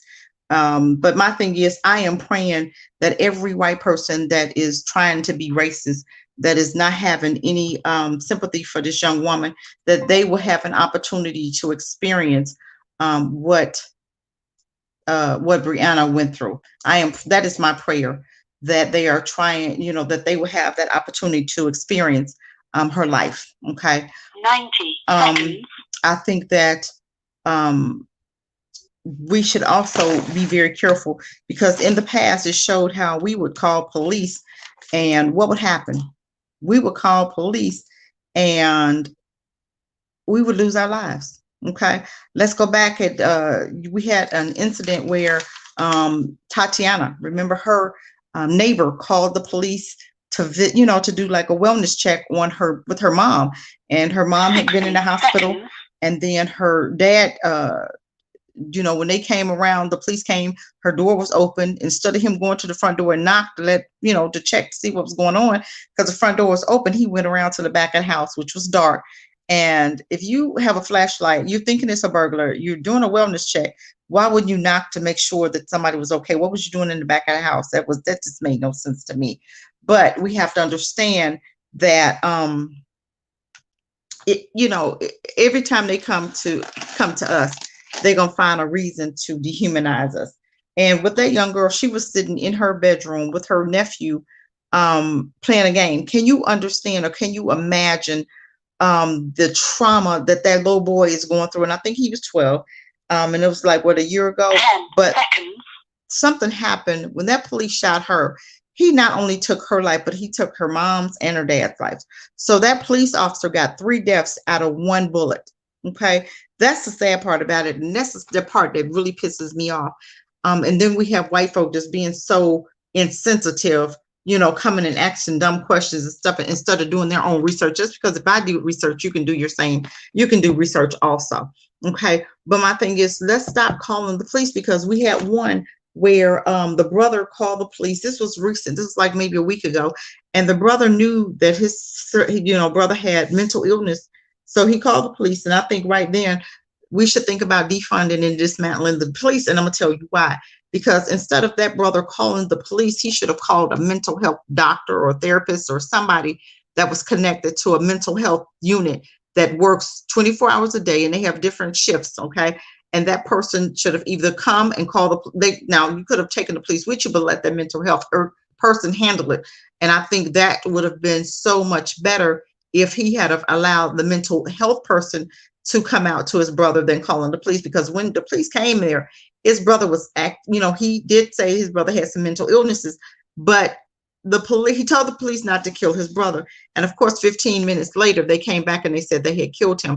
But what we saw was them put a cloth or something on top of his face, and it was almost like it suffocated him. Okay. But my thing is, if you know your brother has a mental illness, and I'm not judging, I promise you I'm not.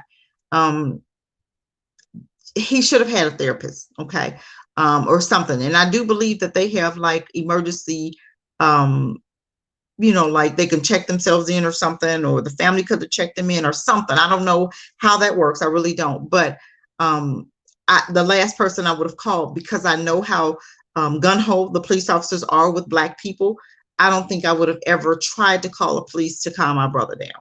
I'm just saying. If he was on medication, um, being family members, somebody should be with him pretty much, a lot of the times. We are our brother's keepers, and we are here to make sure that our family members are doing well, and our family members are going to be treated well. Okay. And when the police officers came, from my understanding, the police officers went outside where the brother was. No family members followed him out there. So my thing is, if that was my brother, I would have been out there to find out what's going on. I would have been the first one, because we already know how the police treat us. So I would have been there to make sure that they was not going to abuse my brother or to treat him like an animal. Okay. Which is what they did. And they ended up killing him. Okay. See, but we have to learn. This is what we cannot do. We cannot spend time continuously calling the police. Let's think about when they killed Rayshard Brooks. He was sitting in a car in the Wendy's parking lot, right? What happened?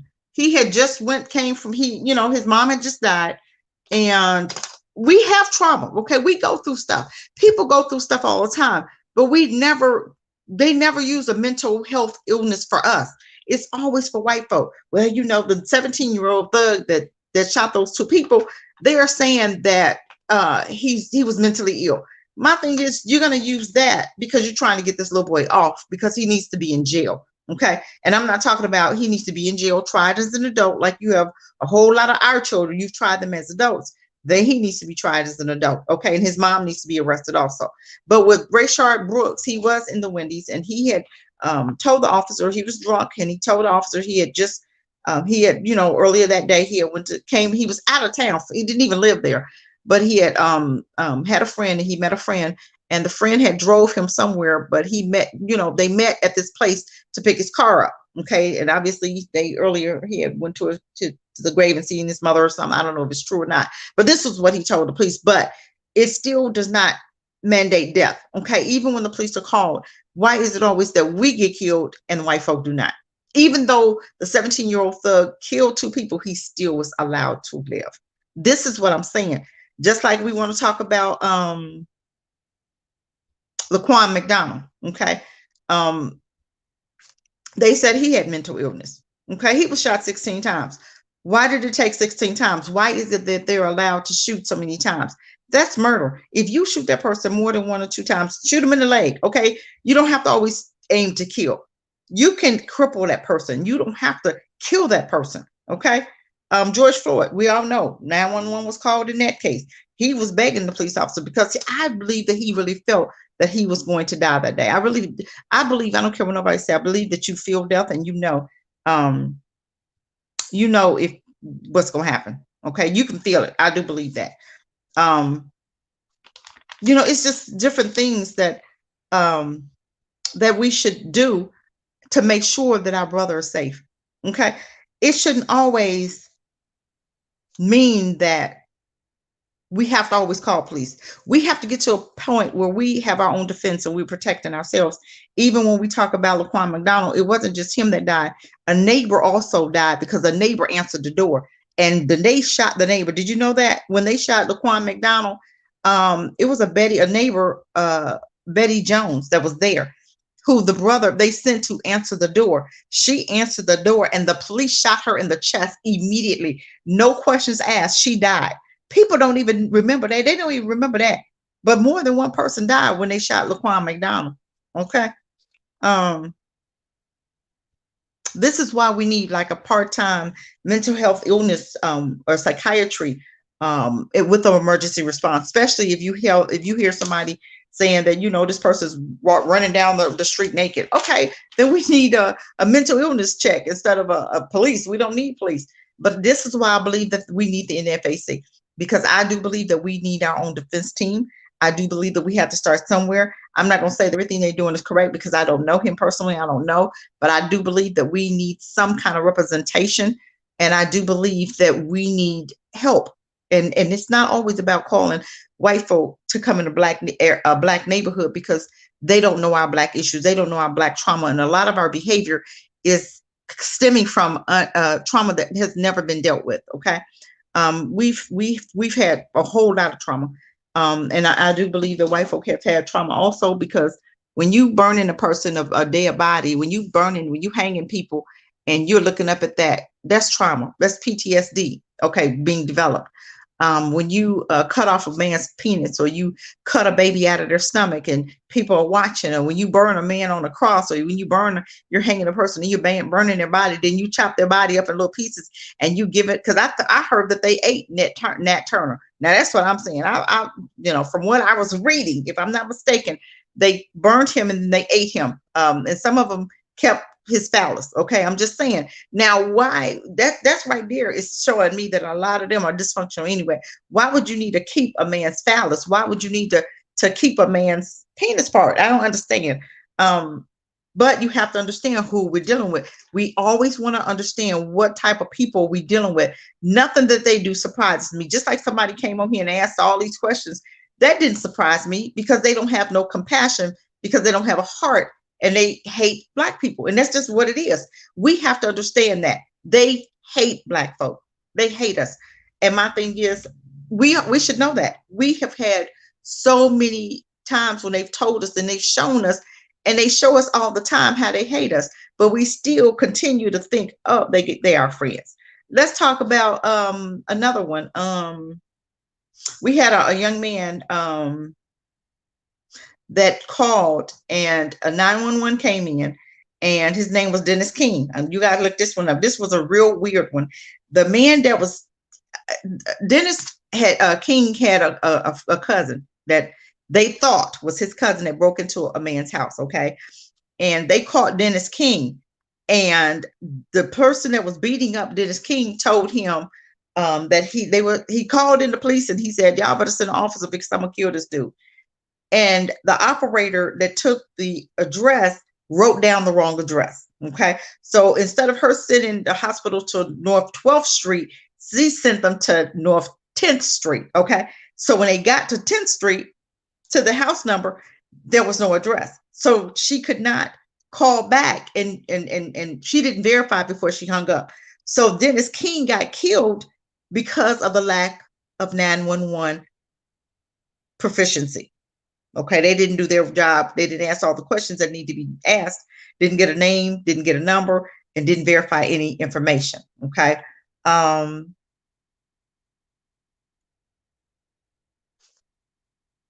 I did not. I did, I guess he went away. But my thing is, sometimes they come on here and whatever. I don't have time to deal with them crazy folks. But this boy, the Dennis King, ended up getting killed because the 911 clerk or the 911 dispatcher had the wrong information. Let's talk about Tamir Rice, the 12-year-old, that when the police officer came there, you see a 12-year-old boy, and he had a little gun. He playing with a gun. Okay. This is why I don't buy my kids. I'm telling you, I never bought my kids guns when they were little boys or girls. I never would do that because I didn't want anybody to mistake it to be real. And that was one reason why I did not. Okay. Not even thinking that it was going to go to this, but I just never wanted, my kids to play with guns, because I always told them, when you playing with guns, never to point it, because even if it's a play gun, you never know, play a real, or even I tell my granddaughter now, take her to the gun range, and I tell her never to point a gun at anybody, fake or real, because you may think it's a play gun and you pointing it and it's real. I said, you never. And then she had an incident at her other grandma's house where the other little boy that was there, one of her other grandsons, from her son, was there, and he pointed a toy gun at my granddaughter, and I told her never to allow, never to point a gun. So she told the little boy, and she was really upset because she said, you don't know if that was a real gun or a play gun. And I'm just glad that it was a play gun, but my thing is that was dangerous. But the other grandma kind of got upset because she was, yelling at the little boy, my grandma said, don't you ever point a gun, da, da, da. But my thing is, it was correct information, but somebody should have told the little boy, you don't point guns at anybody, rather you think it's play or real. You just don't do that.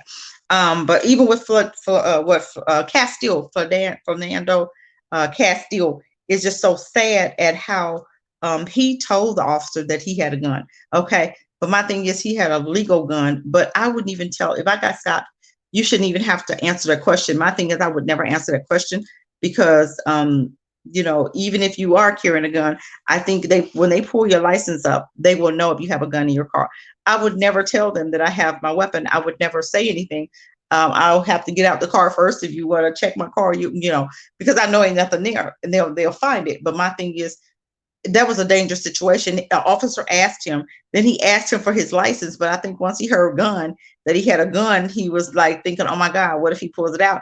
And his mind just went, you know, like, oh my, he was just panicked. The officer panicked. But still, it was a mistake, but it was a deadly mistake. But you still should have got charged. That officer did not get charged. That's the sad thing about that. That officer wasn't charged. So he actually got off for shooting Castile, okay, and killing him. Which was so sad because not only was Castile in the car, but the girl was in the car and her 6-year-old child. So can you imagine the PTSD that that child and the mom is going through today? We don't ever think about the after effects of the children. We don't ever think about the after effects of the effect of that officer making a mistake. Just like Kenneth, you think he's not going to PTSD? You think he didn't develop something that night watching his girlfriend, who they were in the bed at the time sleeping, okay, not throwing drugs down the drain, not getting high. This girl was an EMT and she had a very good job. So she had no reason to be on drugs or to sell drugs. And it never came out to where she was. So whatever news that person heard, that news channel needs to be sued. I'm serious for you know, but they always try to, this is the sad part about it. They always try to dehumanize our children.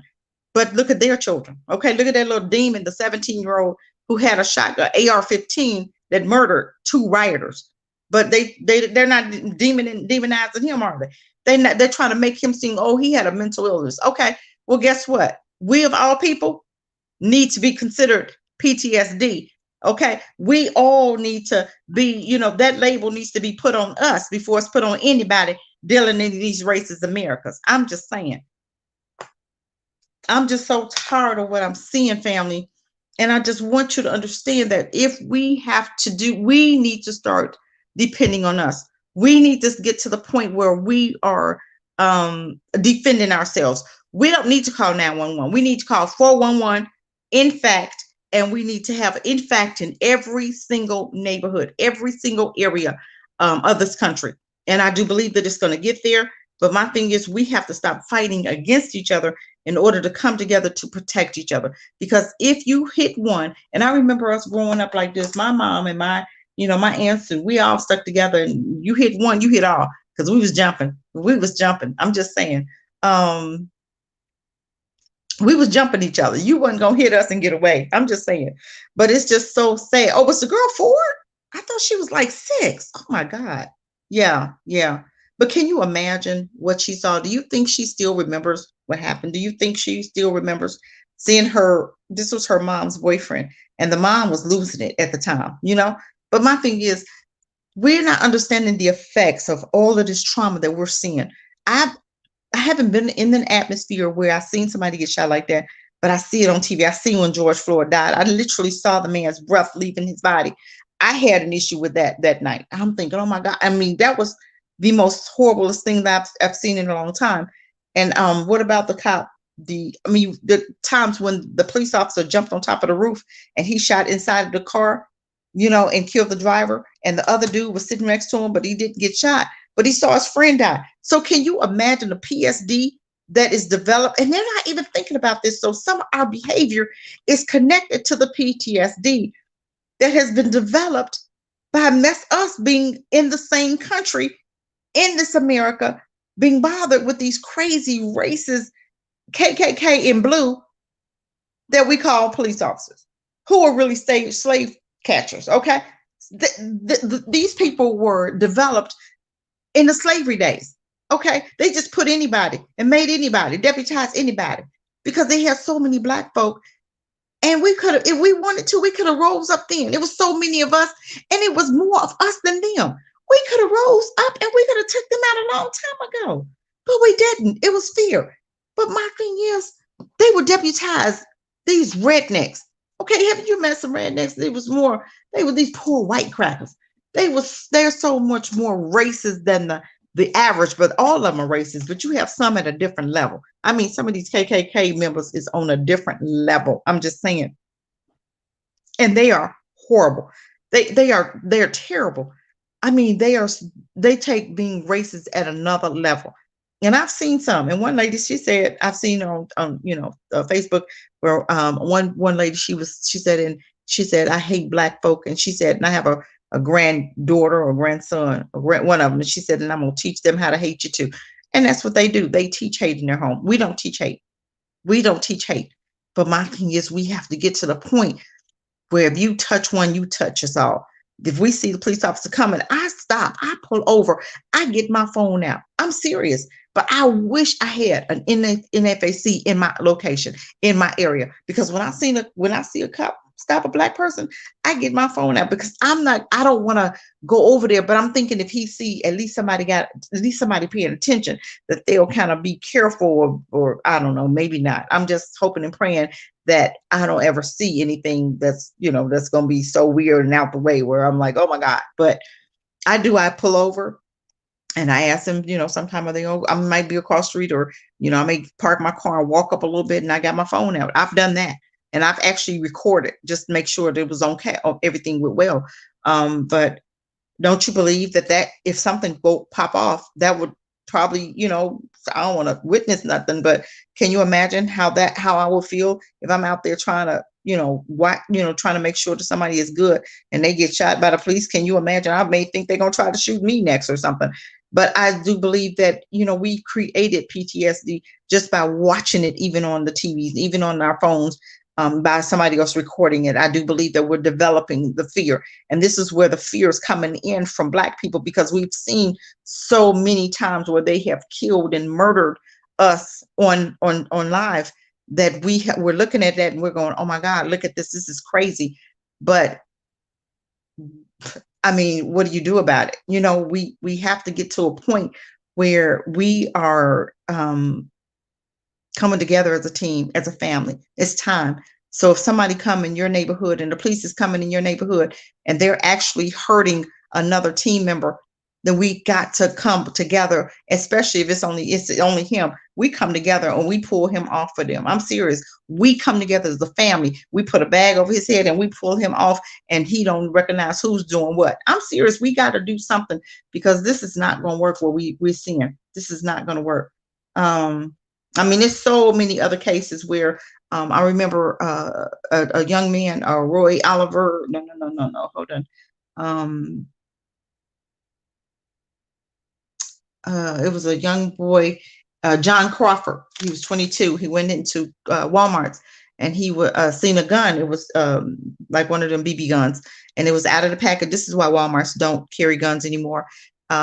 Because of this, the family, they sued him, sued Walmart's and everything else. The officer was called because a passerby that was shopping in Walmart saw the young boy with the BB gun, and he thought that he was banishing the weapon, and he actually called police and said there's a guy in Walmart with a gun, and he's code the location and everything. When the cops got there, they didn't ask any questions. They just started shooting, and he died. This is what I'm saying. So we got to get to the place where we are defending ourselves, family. And I said all of this. I often talk about Sandra Bland, talk about Peter Liang. That was he actually shot a man by mistake. And he said it was a mistake, and the judge gave him 15 years. He had 15 years, and another judge came by, his friend, a Chinese judge, and they gave him 5 years probation with 800 hours of community service. This is what I'm saying, okay? This is how we're getting to the place now where we are afraid to move, you guys. We are afraid to do anything because of all this stuff that we are seeing. It's so many more cases, but I just wanted to touch on a little bit. But it's so important, family, that we stop calling 911 and we start dealing with, we create our own defense. And NFAC is telling us it's up to 15 members, and NFAC, I had their email address. I don't have it somewhere, but I don't have it on me now. I had it written down somewhere, but you can join in FAC, but you have to get your chapter like 15 people or less, no more than 15 people. And then you contact him, let him know that you have you know, you've established your, but you have to work under him and you have to follow directions, you know, as far as their protocol and what they want you to do. You have to follow um, their guidelines. Okay. So I'm hoping that this will catch on, that we have to start defending. And I do believe in defunding. I think you have to take some of that money away from the police officers, and build. And you have to understand, remember, Biden said that he is going to give the police officers an extra, what, billion, of like 15 million or 13 million dollars. And that to me is speaking volumes to the police officers, that what you're doing is a great job. Keep on doing it. I'm just saying, but we want to vote in Biden, you know, but we already seen his history and we already seen Kamala's history. And I don't think they're going to do, I don't know why we are the only ones that want black. We think that white supremacy, we're upholding white supremacy system. And we think white supremacy is going to do something for black people, when in fact it's going to take black people doing something for black people. And we've not caught on to that yet. But I seen in Africa today where they want to stop giving money to the French. And you had like 8 countries that said that they were not. And you had a couple countries that said that they were going to continue doing it, which I think is crazy, because if one country in Africa, and you have so many different presidents in Africa, that they need one president to come together and rule it all. And that one president said, no, we're not going to do it, or yes, we're going to do it, blah, blah, blah.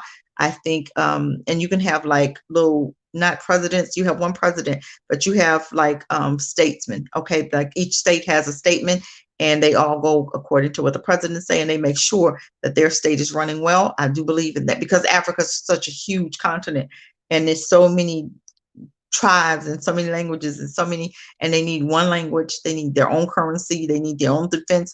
And I think they're getting to that point. So I could see things changing in that aspect. And I do believe that everybody in Africa, Chinese, Indian, they're going to go back to their own countries. I do believe that, because that is our country. And Yah is going to make sure that those devils go back to their own country. So I'm not too much worried about Africa as far as the Chinese and the Indians, because once we get there, we learn how to support each other. And I do believe that eventually we will have one mind and one heart, and we will get to the point where we are supporting each other.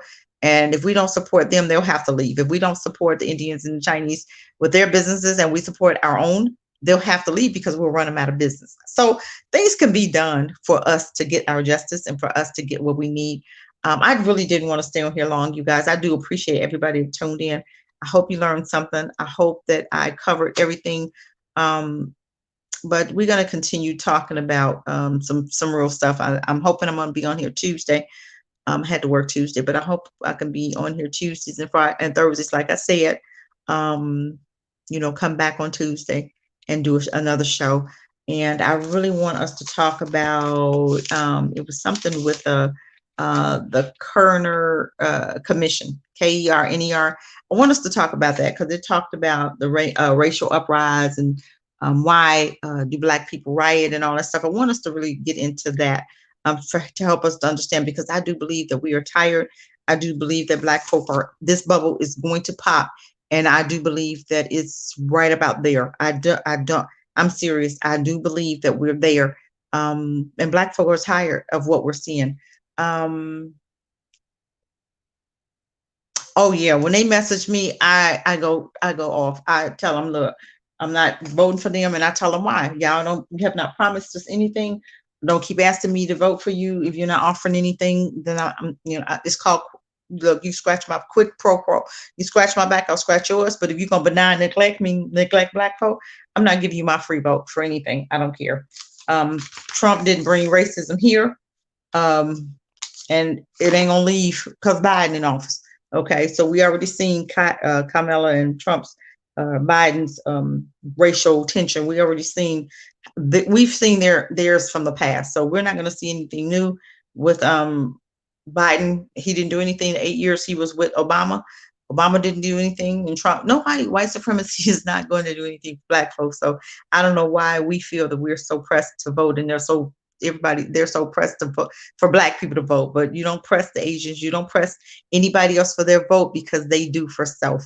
If we do for self, we don't have to worry about a president. We don't have to worry about local office. We do vote for local office.